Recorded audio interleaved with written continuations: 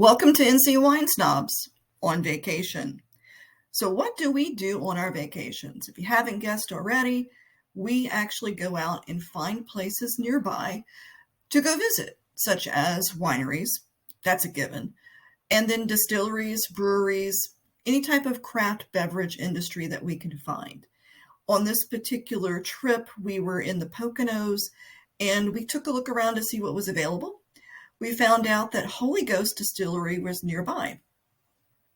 When we looked up Holy Ghost Distillery on Facebook, we found out that they were having a special event to celebrate the anniversary of the end of Prohibition. They had a special cocktail party on a Monday evening, which is not their typical operating night of the week.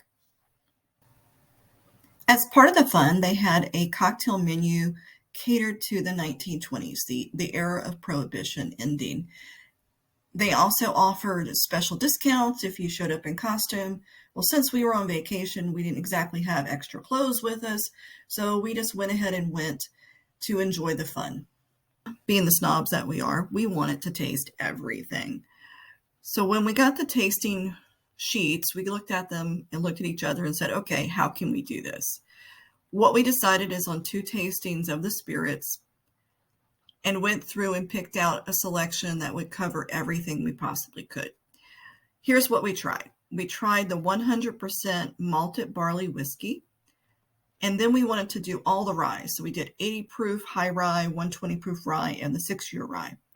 We also tasted the 120 proof 4-grain and the apple brandy.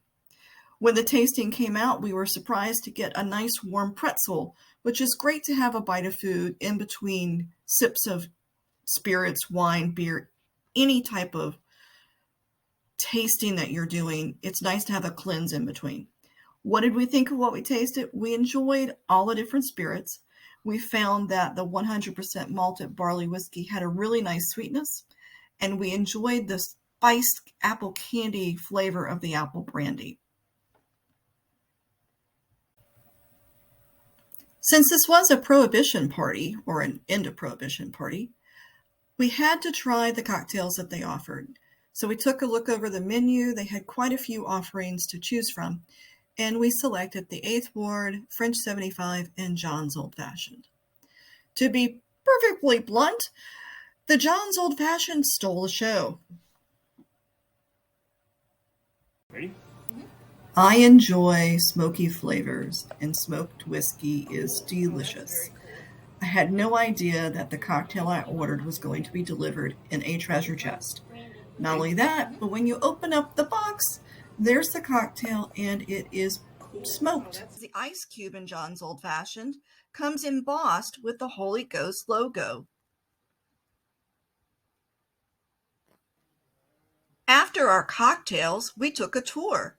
Holy Ghost Distillery has many different rooms allowing for different types of tasting experiences. Upstairs, they have a lounging type area with a sofa, some bookshelves. It's a nice area that you can enjoy cocktails with friends in a casual atmosphere. Another room is set up to do absinthe tastings.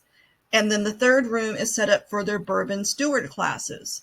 In their classes, you can learn about the bourbon making process, do some tastings to understand different flavor profiles, and then take a test at the end to become a certified bourbon steward. After the Prohibition party, we decided to return to Holy Ghost another evening to try their absinthes. If you are unfamiliar with absinthe, you should visit Max Miller's Tasting History channel to watch the Absinthe Murder. We will post a link to it in the description for this video. Holy Ghost Distillery had 3 different absinthes available for us to try. They had a red, a green, and a clear. They set up the tasting fountain. It had 3 different pour spouts available.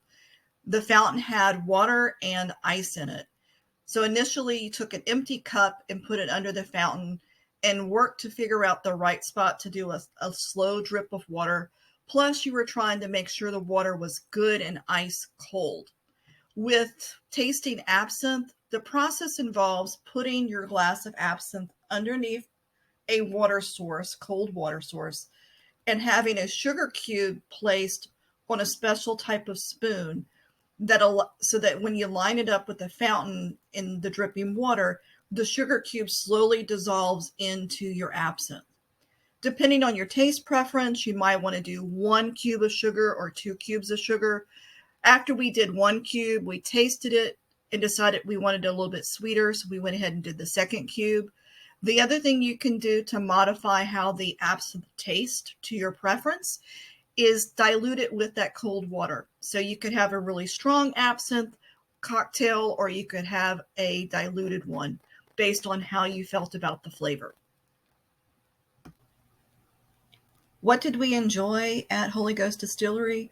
Our favorite things were the apple brandy, the black walnut bourbon, John's Old Fashioned, and the absinthe experience.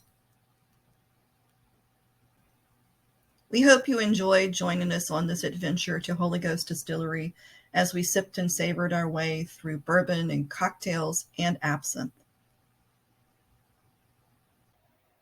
If you enjoyed this video, be sure to hit that like button and subscribe to the channel with the notification bell turned on. We'll be releasing new content every Wednesday.